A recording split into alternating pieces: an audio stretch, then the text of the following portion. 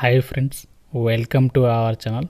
Friends, మనకి attender ఉద్యోగాలకి notification release అయింది. 10th క్లాస్ పాస్ అయినటువంటి క్యాండిడేట్స్ రిక్రూట్మెంట్కి అప్లై చేసుకోవచ్చు. తెలుగు చదవడం రాయడం అనేది రావాలి. ఎటువంటి ఎగ్జామ్ అయితే పెట్టట్లేదు. ఈ జాబ్స్కి సంబంధించి Andhra Pradesh, Telangana male and female అందరు కూడా అప్లై అయితే చేసుకోవచ్చు. ఈ వీడియోలో మీకు ఈ జాబ్స్కి సంబంధించి ఫుల్ డీటెయిల్స్ అండ్ అలాగే ఎలా అప్లై చేసుకోవాలో చెప్తాను.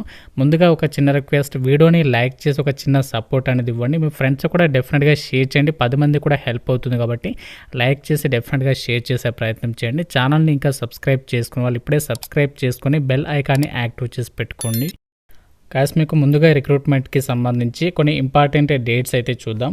ఫస్ట్ ఇక్కడ మనకి నోటిఫికేషన్ డేట్ వచ్చేసరికి March 3, 2025. Next last date for receipt of applications 20 March 2025.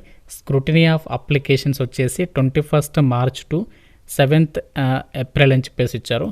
అలాగే నెక్స్ట్ వచ్చేసి మనకి publication of provisional merit list so మనకి April 9th. నెక్స్ట్ మనకి last date for receipt of grievances వచ్చేసి 19th April. అలాగే display of final merit list వచ్చేసి 26th April. Display of selection list 30 April. అలాగే counselling and వెరిఫికేషన్కి సంబంధించి వచ్చేసేమో 5th May. So ఈ విధంగా మనకి కంప్లీట్ ఈ యొక్క అటెండర్ ఉద్యోగాలకి సంబంధించినటువంటి షెడ్యూల్ అనేది ఇక్కడ మనకి మెన్షన్ చేయడం జరిగింది. అంటే నోటిఫికేషన్ అనేది మనకి 3rd మార్చ్ రోజు అయితే రిలీజ్ అయింది. అప్లై చేయడానికి ఎక్కువ టైం లేదు, మనకి 20 March వరకు మాత్రమే టైం ఇచ్చారు. ఆ డేట్ లోపు అయితే మనము అప్లికేషన్ అనేది పంపించాల్సి ఉంటుంది. సెలక్షన్ అనేది ఎలా చేస్తారంటే ఎటువంటి ఎగ్జామ్ అనేది ఉండదు.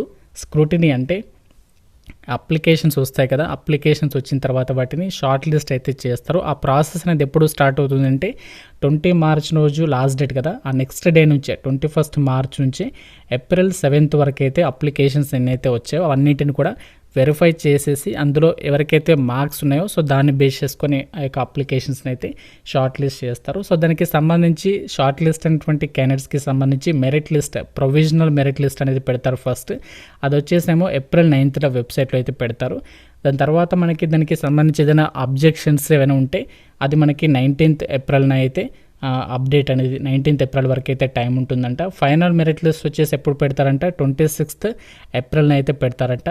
అలాగే మనకి సెలక్షన్ లిస్ట్ వచ్చేసి మాత్రం మనకి 30 April రోజు అయితే పెడతారంట. మీకు జాబ్కి సంబంధించి అలాట్మెంట్ ఆర్డర్ వచ్చేసి మాత్రం May 5th అయితే మీరు అలాట్మెంట్ ఆర్డర్ అనేది తీసుకోవడం అయితే జరుగుతుంది. ఈ విధంగా మనకి ఇక్కడ కంప్లీట్ షెడ్యూల్ అనేది ఇచ్చారు. నోటిఫికేషన్ మనకి ఎక్కడి నుంచి వచ్చిందంటే ఏపీ స్టేట్ నుంచి అయితే రావడం జరిగింది. ఆంధ్రప్రదేశ్ గవర్నమెంట్ నుంచి అయితే ఈ యొక్క నోటిఫికేషన్ అనేది రిలీజ్ చేస్తారు. ఆంధ్రప్రదేశ్ వాళ్ళు, తెలంగాణ వాళ్ళు మీరు ఏ డిస్ట్రిక్ట్ వాళ్ళైనా అప్లై అయితే చేసుకోవచ్చు. మీకు తెలుగు లోకల్ లాంగ్వేజ్ అనేది రావాలి. ఇక్కడ మనకి ఫస్ట్ సీరియల్ నెంబర్ చూడండి, అటెండర్ అని చెప్పేసి ఇచ్చారు కదా, నేను అదే థంబ్నెయిల్లో అయితే మీకు మెన్షన్ చేయడం జరిగింది. ఆఫీస్ సబార్డినేట్ అటెండర్ ఉద్యోగాలు అనమాట. ఈ జాబ్స్కి మీరు అప్లై చేయాలి అంటే జస్ట్ 10th క్లాస్ సర్టిఫికేట్ ఉంటే సరిపోతుంది. ఎలాంటి ఎక్స్పీరియన్స్ ఏమీ అవసరం లేదు. 10th పాస్ అయిన వాళ్ళందరూ కూడా అమ్మాయిలైనా అబ్బాయిలైనా అందరికీ కూడా అప్లై చేసుకోవడానికి ఛాన్స్ అనేది ఉంటుంది. ఇదే నోటిఫికేషన్లో మనకి ఇంకా చాలా ఉద్యోగాలు ఉన్నాయి, వాటి గురించి మేము మీకు చెప్పడం లేదు ఎందుకంటే అవన్నీ కూడా మనకి అనవసరం. 10thతో అప్లై చేసేటువంటి జాబ్స్ గురించి మాత్రమే ఈ వీడియోలో మీకు డిస్కస్ చేయడం జరుగుతుంది. అలాగే మనకి ఇక్కడ కేవలం 10th క్లాస్ అర్హతతో ఇంకా మనము ఏమేం జాబ్స్కి అప్లై చేసుకోవచ్చు అంటే ఇక్కడ చూడండి, సీరియల్ నెంబర్ 10th సంబంధించి చూడండి MNO అని చెప్పేసి ఉంది. ఈ జాబ్స్కి సంబంధించి మీరు 10th క్లాస్ అనేది పాస్ అయితే సరిపోతుంది. కాకపోతే MNO పోస్టులకి ఓన్లీ అబ్బాయిలు మాత్రమే అప్లై చేసుకోవచ్చు. అలాగే మనకి ఇక్కడ ఇంకా మరికొన్ని పోస్టులు కూడా ఉన్నాయి, సో వాటి గురించి కూడా చెప్తాను. స్ట్రెచ్చర్ బియరర్ లేదా బాయ్ అని చెప్పేసి ఉంది, సో దానికి సంబంధించి కూడా 10th క్లాస్ వాళ్ళు అప్లై చేసుకోవచ్చు. అలాగే ప్యాకర్ అని చెప్పేసి జాబ్ ఉంది, ప్యాకర్. సో 20 సీరియల్ నెంబర్ చూడండి. సో దీనికి సంబంధించి కూడా మీరు జస్ట్ 10th క్లాస్ అర్హత ఉంటే అప్లై అయితే చేసుకోవచ్చు. అయితే ఈ జాబ్స్కి సంబంధించి అప్లై చేయాలి అంటే మీకు ఎంత ఏజ్ లిమిట్ ఉండాలి అంటే ఇక్కడ చూడండి, మనకి ఇక్కడ ఏజ్ లిమిట్ అనేది క్లియర్గా ఇచ్చారు. January 1, 2025 నాటికి.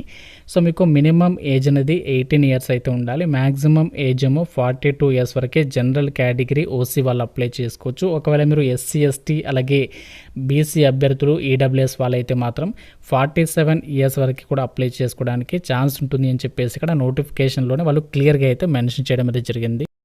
అయితే మరి ఈ యొక్క జాబ్స్కి మనకి సెలక్షన్ అనేది ఎలా చేస్తున్నారంటే ఎటువంటి ఎగ్జామ్ అయితే పెట్టట్లేదు ఇక్కడ. ఈ జాబ్స్కి ఏదైతే మనము అప్లికేషన్ పెడతామో మీకు క్వాలిఫికేషన్ అంటే 10th క్లాస్లో ఏదైతే మార్క్స్ వస్తాయో సో దాన్ని బేస్ చేసుకుని మనకి ఇప్పుడు పోస్టల్ GDS రిక్రూట్మెంట్కి ఏదైతే నోటిఫికేషన్ వచ్చిందో సేమ్ మనకి అలానే మీ యొక్క మార్క్స్ని బేస్ చేసుకొని డైరెక్ట్గా అభ్యర్థులను అయితే షార్ట్ లిస్ట్ చేసేసి యొక్క వేకెన్సీస్కి అయితే ఎంపిక చేయడం అనేది జరుగుతుంది. కాకపోతే ఇక్కడ సెలక్షన్ క్రైటీరియా వచ్చేసి టోటల్గా 100 మార్క్స్కి వెయిటేజ్ అనేది తీస్తారనమాట. సో అది ఎలా తీస్తారంటే ఇక్కడ మనకి నోటిఫికేషన్లో ఆ డీటెయిల్స్ని అయితే ప్రొవైడ్ చేస్తారు. మీరు అన్ని కూడా ఇక్కడ చూడండి.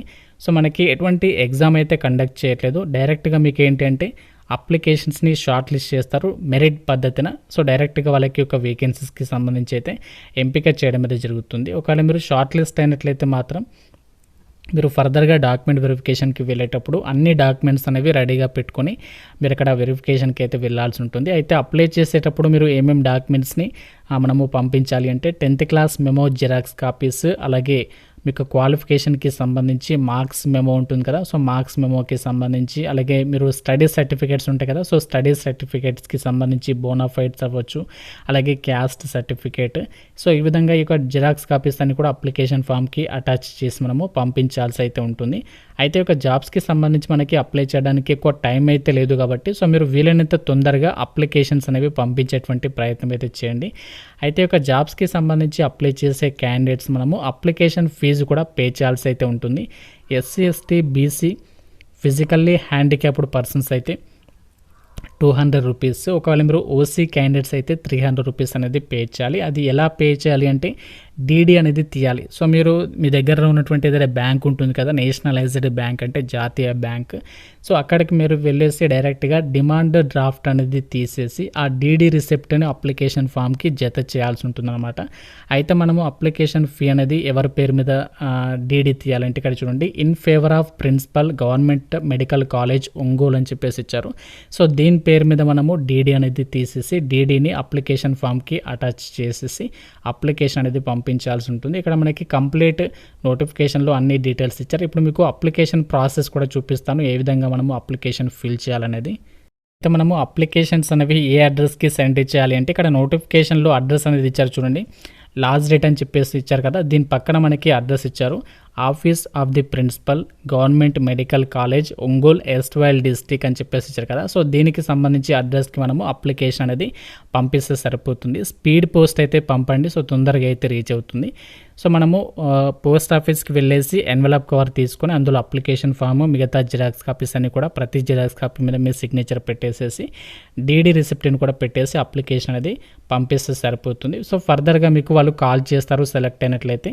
ఇక్కడ మనకి వేకెన్సీస్ డీటెయిల్స్ని కూడా చెక్ చేసుకోవచ్చు. టోటల్గా మనకి ఒక ఆంధ్రప్రదేశ్కి సంబంధించి ఈ యొక్క నోటిఫికేషన్ వచ్చింది కదా, ఇందులో మనకి టోటల్గా 43 వేకెన్సీస్ని అయితే రిక్రూట్మెంట్ చేస్తున్నారు. ఇందులో మనకి పోస్ట్ల వారీగా కూడా వేకెన్సీస్ అనేవి ఇవ్వడం అయితే జరిగింది కాబట్టి మీరు ఇక్కడ అన్ని డీటెయిల్స్ అనేవి చెక్ చేసుకోవచ్చు. ఇందులో కొన్ని కాంట్రాక్ట్ పద్ధతిలో భర్తీ చేస్తున్నారు, మరికొన్ని ఏమో అవుట్సోర్సింగ్ పద్ధతులు అయితే భర్తీ అయితే చేస్తున్నారు.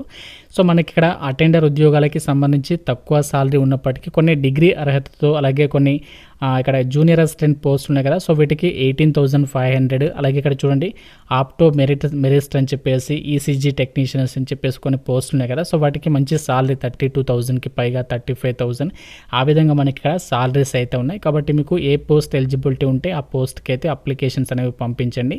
10th క్లాస్ అర్హతతో మాత్రం మనము అటెండర్ ఉద్యోగాలకి అయితే అప్లై చేసుకోవచ్చు.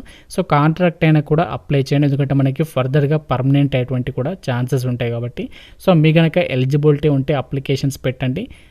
ఈ యొక్క జాబ్స్కి సంబంధించి notification link, application form link కూడా డిస్క్రిప్షన్లో అలాగే కామెంట్ సెక్షన్లో అయితే ప్రొవైడ్ చేస్తాను. ఫ్రెండ్స్, ఇది మనకి ఏపీ గవర్నమెంట్ నుంచి రిలీజ్ అయినటువంటి health, medical and family welfare డిపార్ట్మెంట్కి సంబంధించినటువంటి జాబ్ నోటిఫికేషన్ డీటెయిల్స్. ఇంకా మీకు ఏమైనా డౌట్స్ ఉంటే నాకు కామెంట్ రూపంలో అయితే తెలపండి.